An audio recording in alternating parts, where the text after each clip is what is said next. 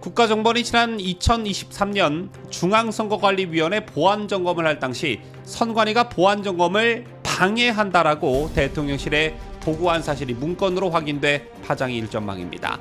12.3 비상계엄 사태를 수사하고 있는 경찰은 윤석열 대통령이 선관위의 계엄군을 투입하기로 결심한 데 대해 그 내용이 결정적으로 작용한 것으로 보고 전현직 국정원장뿐 아니라 국정원 실무진까지 줄소환 조사를 검토하고 있는 것으로 파악됐는데요. 선관위의 보안점검 비협조 사례 문건에는 어떤 내용이 들어가 있었는지 그 충격적인 내용 잠시 후 보도합니다.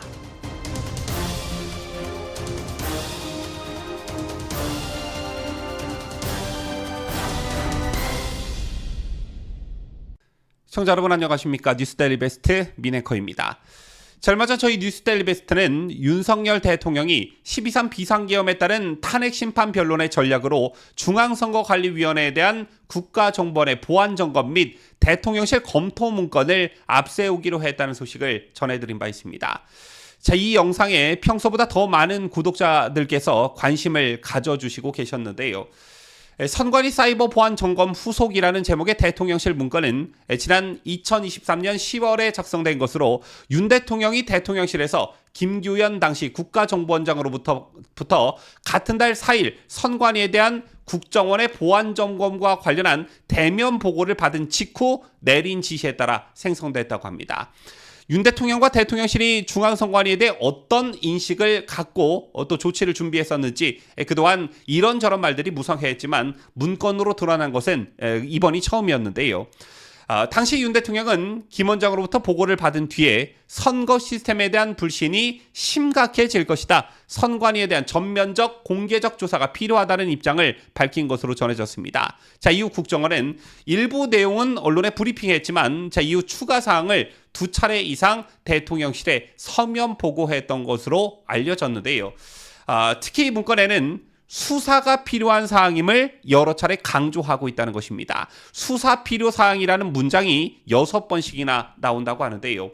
검찰 출신의 수사 경험이 풍부한 윤석열 대통령이 이 문건을 얼마나 심각하게 받아들였을지 충분히 짐작이 가는 부분이 아닐 수가 없습니다. 특히 국정원 보안점검에 대한 선관위 비협조 항목에서 대통령실은 관련 내용 및 관여자 확인을 위해 엄정한 수사가 필요하다라고 명기했습니다. 이 외에도 형법, 공직선거법, 위계 공무집행방해 등 국정원 보고 내용마다 관련 법률 조항을 가져다가 수사 필요와 필요성과 처벌을 주장하는 내용도 담겨 있었습니다.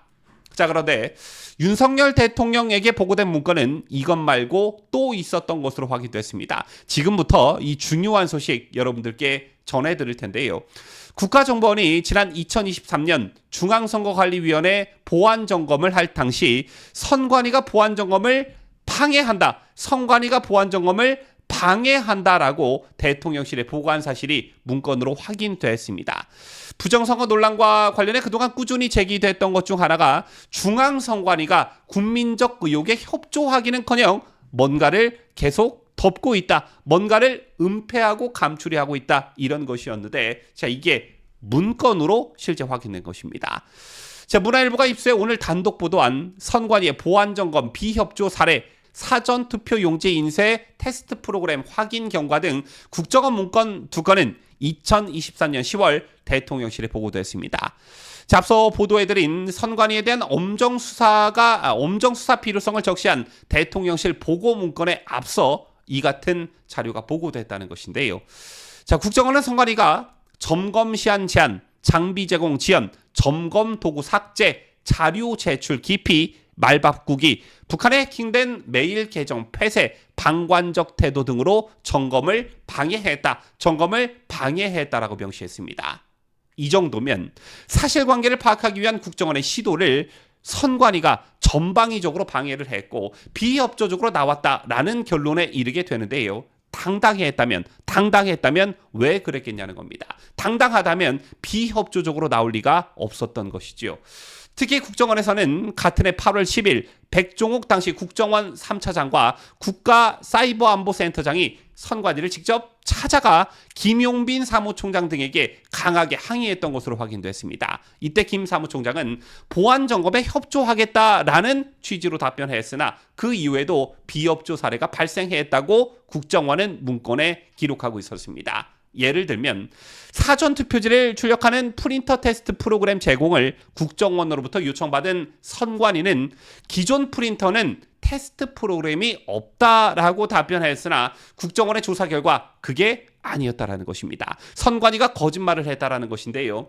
기존 프린터는 테스트 프로그램이 없다고 해놓고 실제 보니까 그 프로그램은 2014년부터 사용돼 왔던 것으로 확인됐습니다.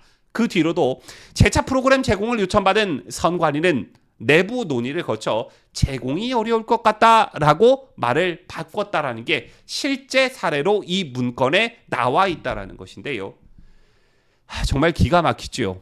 어렵게 생각할 필요도 없이 부정선거와 관련해 중앙선관위가 국민들로부터 강한 의심을 받고 있는 상황에서 정말 억울하다면 오히려 국정원의 조사 요구에 적극 협조하면서 국민적 의혹을 말끔히 털어냈어야 상식적으로 맞는 것인데 뭔가 말을 바꾸고 거짓말을 하고 장비를 제공해달라는 국정원의 말을 무시하고 자료 제출을 기피하고 심지어 북한에 해킹된 메일 계정을 폐쇄하는 이런 행태를 보였다라는 것입니다. 자, 그렇다면 이런 보고를 받은 국정 최고 책임자 윤석열 대통령은 가만히 그냥 앉아 있어야 하는 게 맞느냐는 겁니다.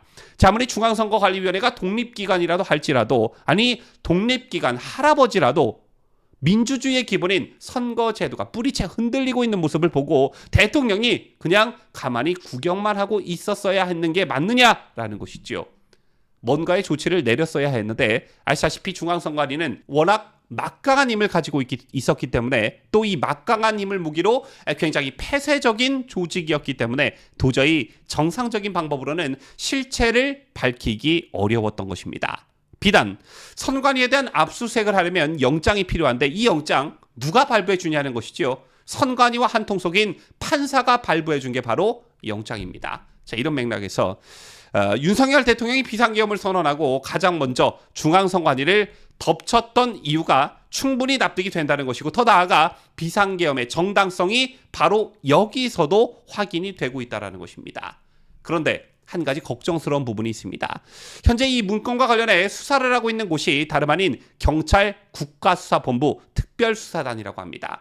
윤석열 대통령을 체포하기 위해 안달이 난 그 경찰 조직이 이 문건과 관련한 수사를 하고 있다는 것인데요.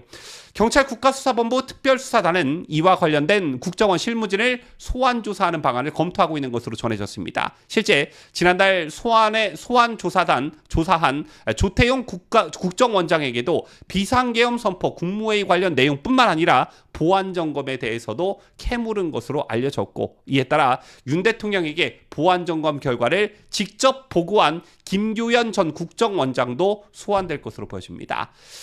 그리고 또 한 가지 걱정되는 게 국정원 내부의 기류 변화도 감지되고 있다는 것입니다. 이게 무슨 말이냐 하면 조기 대선을 염두에 놓은 국정원 수뇌부가 갈대처럼 어느 한쪽으로 누울 가능성 이게 있다는 것인데요. 실제 국정원은 보안점검 당시에는 선관위 비협조를 적극적으로 지적해놓고 비상계엄 이후에는 윤 대통령에 대한 여론이 악화되자 선관위 대응이 협조적이었다는 식으로 선회하는 움직임이 있었다는 것입니다. 조기 대통령 선거 등을 염두에 둔 행보라는 관측이 나오는 이유인데 뭐가 국가와 민족을 위하는 길인지 국정원의 존재 이유를 가슴에 다시 한번 새겼으면 좋겠다는 생각을 가져보면서 뉴스를 마치도록 하겠습니다. 지금까지 저는 자유대한민국을 수호하는 뉴스데일리 베스트 민앵커였습니다.